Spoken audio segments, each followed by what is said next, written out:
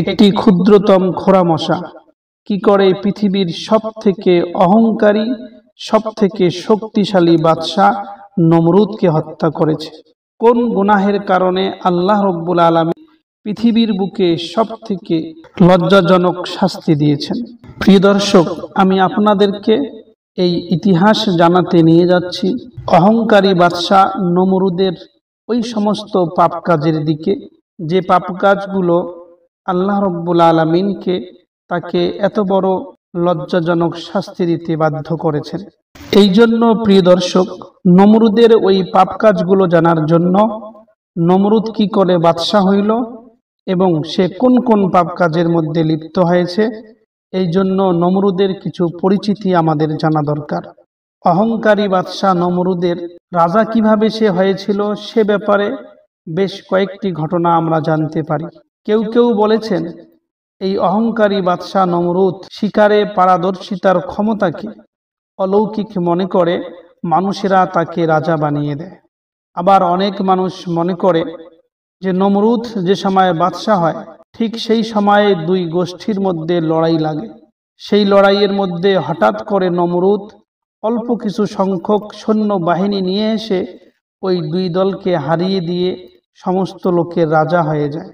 হযরতে নূহ আলাইহিস সালামের মৃত্যুর পরের বছর মিশর দেশের মধ্যে 42টি রাজ্যের রাজ্য সভাপতিদের একটি সম্মেলন হয়, যেখানে নমরুদ রাজা হিসাবে ঘোষিত হয়ে যান। নমরুদের এই খ্যাতি ও সম্মানের শিখরে যখন নমরুদ পৌঁছে যায় তখন তার মানসিকতার পরিবর্তন আসে এবং নমরুদ নিজেকে দেবতা বলে দাবি করে এবং তার প্রার্থনা করার আদেশ দেয়। আর তখন থেকেই প্রজারা নমরুদের উপাস্য রূপে তাকে পূজা করতে শুরু করে। অহংকারী বাদশাহ নমরুদের সময় হযরতে ইব্রাহিম আলাইহিস সালাতু ওয়াস সালামের জন্মগ্রহণ হয় ওই অহংকারী বাদশাহ নমরুদের একজন মন্ত্রী যার নাম ছিল আজর তার ঘরের মধ্যে। হযরতে ইব্রাহিম আলাইহিস সালামের জন্ম উপলক্ষে তার পিতা আজর তার বাড়িতে সমস্ত লোককে নিমন্ত্রণ করেন। এই নিমন্ত্রণের মধ্যে যে সমস্ত লোক নিমন্ত্রণে আসে তাদের মধ্যে নমরুদের বেশ কিছু উপদেষ্টা এবং গণকও ছিল। মধ্যরাতে ভোজন পান শেষ হওয়ার পর সবাই যখন গৃহ ত্যাগ করছিল তখন নমরুদের ওই উপদেষ্টা দল ঊর্ধ্ব দিকে তাকিয়ে বলল যে পূর্ব দিক থেকে একটা নক্ষত্র ছুটে এসে আকাশের চারদিকের 4টি বড় নক্ষত্রকে একে একে গিলে ফেলল। তখন গণকরা বিষয়টি গণনা করে জানতে পারে যে পৃথিবীতে এক শিশুর আগমন হচ্ছে, যে শিশু এহ জগৎ এবং পরজগতে বিজয়কারী হবে। গণকের এই সমস্ত কথা শুনে খুব তাড়াতাড়ি করে নমরুদকে বিষয়টি জানানো হলো। এই অহংকারী বাদশা নমরুদ শিশুটির জন্মগ্রহণ সম্পর্কে তার উপদেষ্টাদের একটু জিজ্ঞাসাবাদ করল, হে আমার উপদেষ্টারা, ওই শিশুর জন্ম কোথায় এবং শিশুটি কোথায় আছে? নমরুদের উপদেষ্টারা বলল, হে নমরুদ, শিশুটি তার মন্ত্রী আজরের ঘরে জন্ম নিয়েছে। এই কথা শুনে নমরুদ তো পাগল হয়ে গেল, কারণ আজর ছিল নমরুদের একজন বিশ্বস্ত এবং একজন কর্মচারী মন্ত্রী।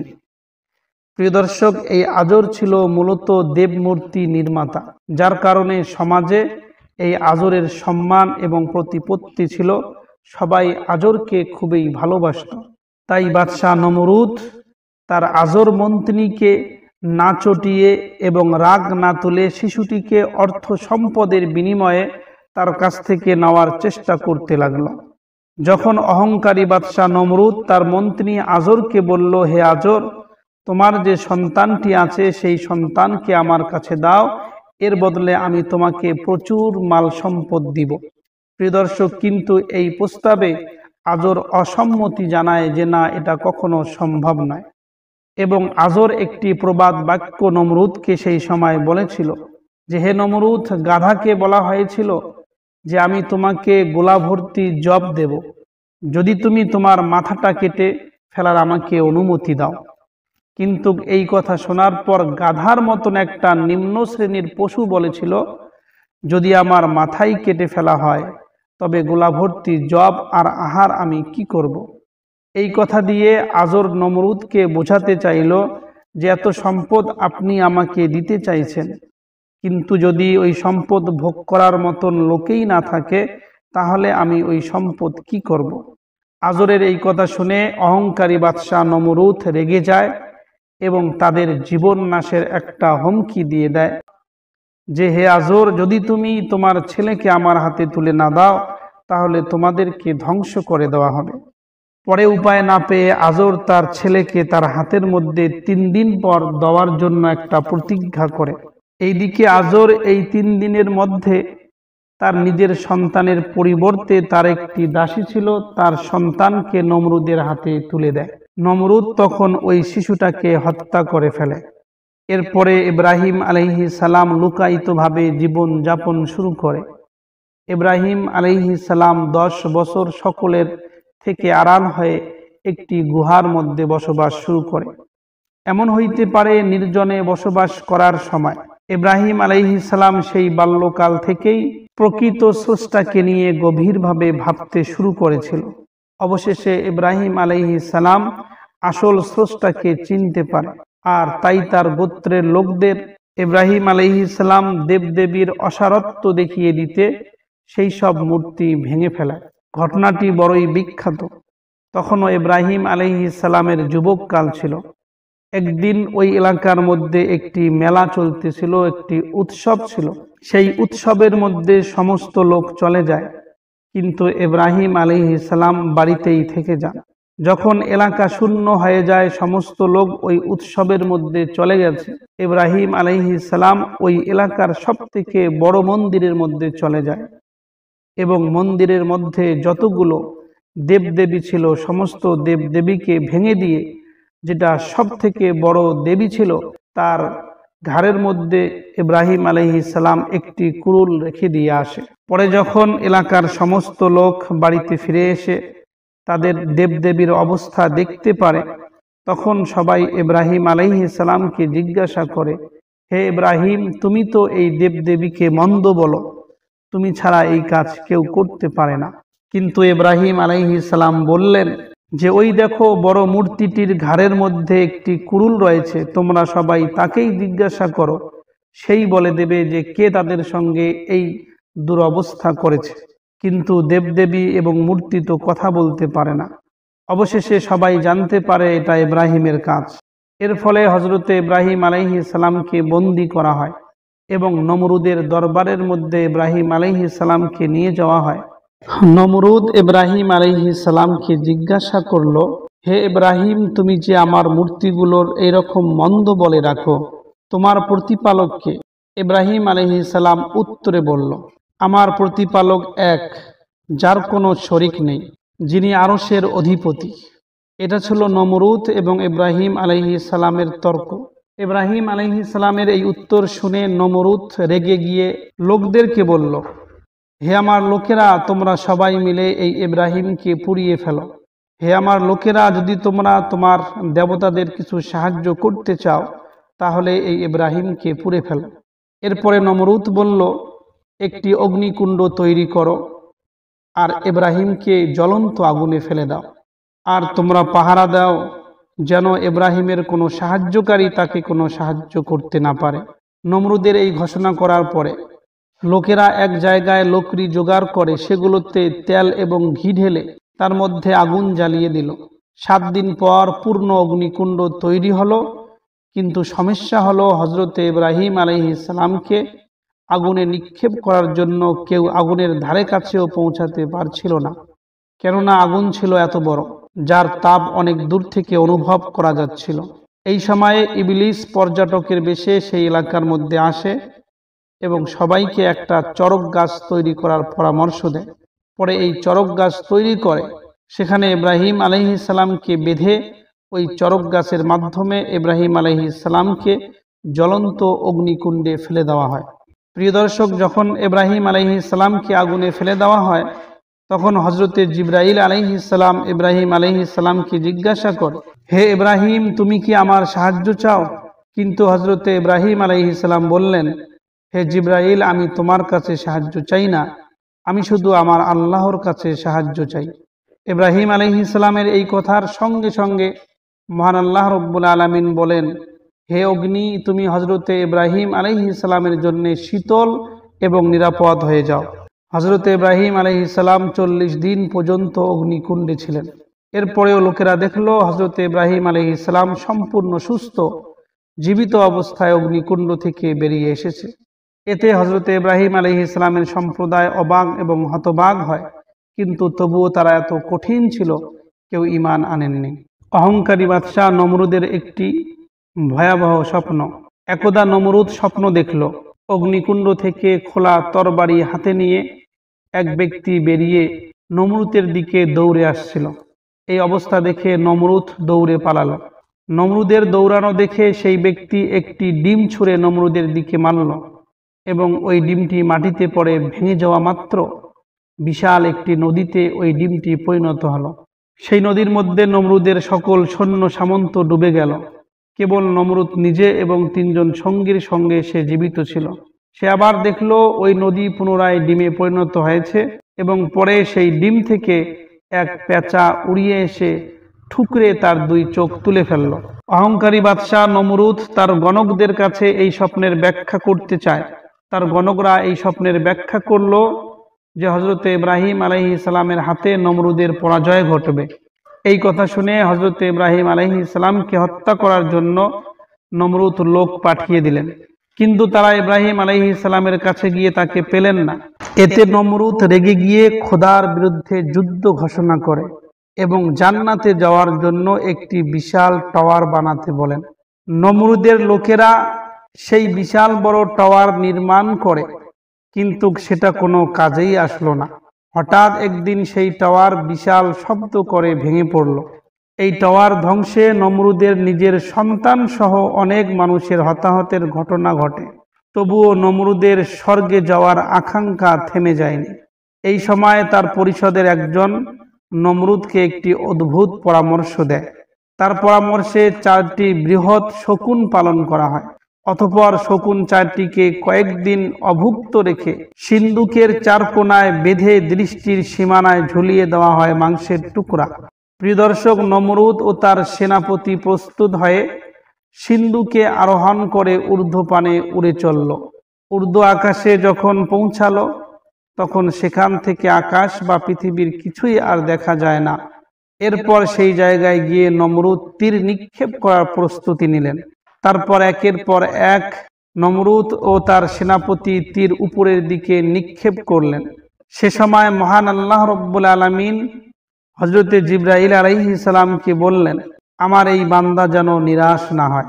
মহান আল্লাহ তাআলার কথা শুনে হযরতে জিবরাইল আলাইহিস সালাম তীরের মাথায় রক্ত লাগিয়ে সেই তীরগুলো ফেরত পাঠালো। কথায় আছে, হযরতে জিবরাইল আলাইহিস সালাম তীরের অগ্রভাগে রক্ত লাগানোর জন্য পশু পাখি ও জলজ জীবের কাছে রক্ত চেয়েছিল, কিন্তু বেলে মাছ ছাড়া রক্ত দিতে কেউ সম্মত হয়নি। তাই বলা হয় বেলে মাছের শরীরে কোনো রক্ত নেই।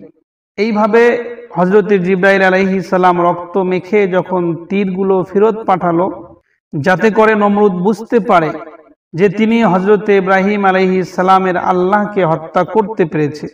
তীর নিক্ষেপ শেষ হলে নমরুদ পৃথিবীর দিকে আবার ফিরে আসে। মাটিতে নামার পর নমরুদের রক্ষীরা নিক্ষিপ্ত সব তীরগুলো কুড়িয়ে নিয়ে আসলো। সেগুলো পাওয়া গেল তার সবগুলোই ছিল রক্তরঞ্জিত।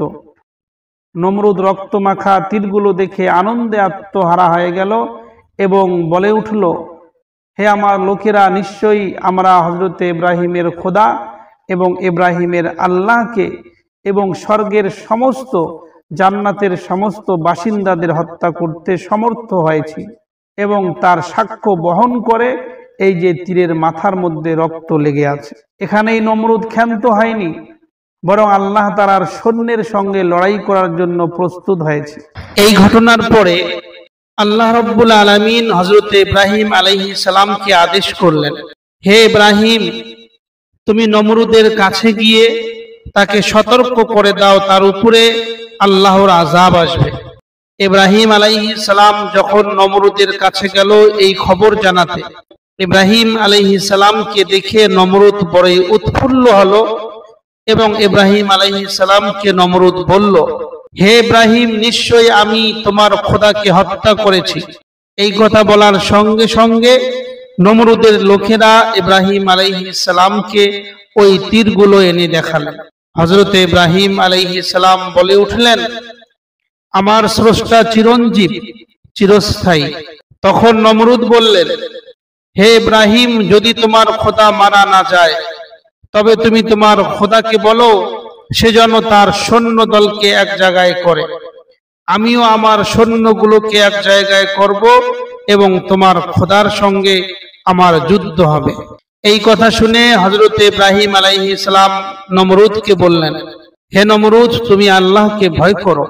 আল্লাহই তো তোমাকে রাজ্য এবং রাজত্ব দান করেছেন, আর তিনিই পরজগতের প্রতিফল দাতা।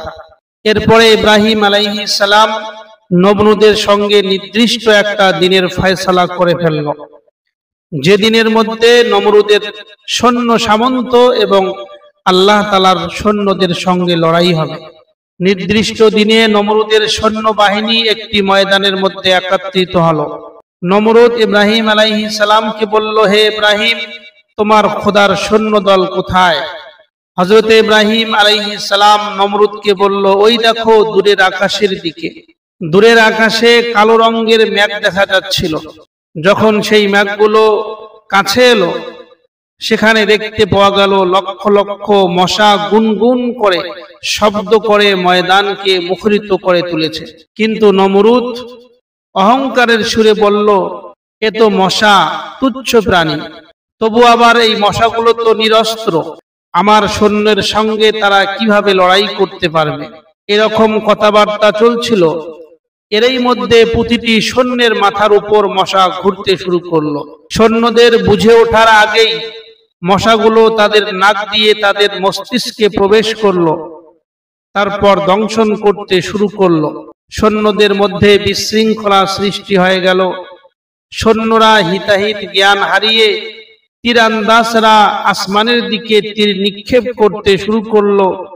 এদিকে যারা পদাতিক ছিল সেই সৈন্যরা চারপাশে অন্ধের মতন করে ছোটাছুটি করতে শুরু করলো এবং তারা একে অপরের উপরে অন্ধের মতন করে তরবারি চালাতে শুরু করলো, যার ফলে একে অপরের নিজেদের মধ্যে অজান্তেই আহত এবং নিহত হতে শুরু হয়ে গেল। প্রিয় দর্শক, এইভাবে মশার সঙ্গে যুদ্ধ চলাকালীন নমরুদ সেখান থেকে পালিয়ে তার রাজপ্রাসাদের মধ্যে আসতেছিল। এমন সময় একটি দুর্বল ল্যাংড়া মশা নমরুদকে তাড়া করলো এবং কিছুক্ষণ নমরুদের মাথার চারপাশে ঘুরে নমরুদের নাক দিয়ে ঢুকে তার মস্তিষ্কে পৌঁছে গেল। তারপর নমরুদের মগজের মধ্যে ওই মশাটি দংশন করতে শুরু করলো। নমরুদ যন্ত্রণায় অস্থির হয়ে পাগলের মতন প্রাসাদে প্রবেশ করলো এবং যন্ত্রণায় দিশেহারা হয়ে নিজের পায়ের জুতো খুলে মাথার মধ্যে আঘাত করতে লাগলো। যখন নমরুদ তার পায়ের জুতো মাথার মধ্যে আঘাত করে তখন মশাটি দংশন করা বিরত রাখে। যখন আঘাত করা বাদ দেয় তখন মশাটি আবার মস্তিষ্কে দংশন করতে শুরু করে। অবশেষে নমরুদ উপায় না পেয়ে একটি মজুরি রেখে দিল তার মাথার মধ্যে জুতা দিয়ে বাড়ি মারার জন্য। প্রিয় দর্শক, এই লজ্জাজনক আযাব সুদীর্ঘ 40 বছর এই নমরুদ এই যন্ত্রণা সহ্য করেছিল। সে সময়ের মধ্যেও ইব্রাহিম আলাইহিস সালাম নমরুদের কাছে সাক্ষাতে এসেছিলেন। এসে বলেছিলেন, হে নমরুদ, নিজের মাথায় নিজের পায়ের জুতো দিয়ে এইভাবে আঘাতের জন্য তুমি গোলাম নিযুক্ত করে রেখেছো, এটা জঘন্য কাজ। আবার ইব্রাহিম আলাইহিস সালাম বলল, হে নমরুদ, এখনো সময় আছে, আল্লাহকে সর্বশক্তিমান এবং অদ্বিতীয় বলে স্বীকার করে নাও। কিন্তু নমরুদ বলল, হে ইব্রাহিম, আমি এই দুনিয়ার একমাত্র খোদা, অন্য খোদাকে আমি স্বীকার করি না। তখন ইব্রাহিম আলাইহিস সালাম বুঝতে পারলেন যে আল্লাহ রাব্বুল আলামিন নমরুদকে হেদায়েত দেবেন না এবং সে কখনো সঠিক পথ খুঁজে পাবে না। এই ভেবে ইব্রাহিম আলাইহিস সালাম সেখান থেকে চলে গেল। এইভাবে নমরুদের মতন অহংকারী বাদশাহ আল্লাহ রাব্বুল আলামিনের ইশারায় এই জঘন্যতম শাস্তির মাধ্যমে তার শেষ পরিণতি হয়েছিল। আল্লাহ রাব্বুল আলামিন আমাদের সবাইকে অহংকার থেকে দূরে রাখার তৌফিক দান করুক। আসসালামু আলাইকুম ওয়া রাহমাতুল্লাহি ওয়া বারাকাতুহু।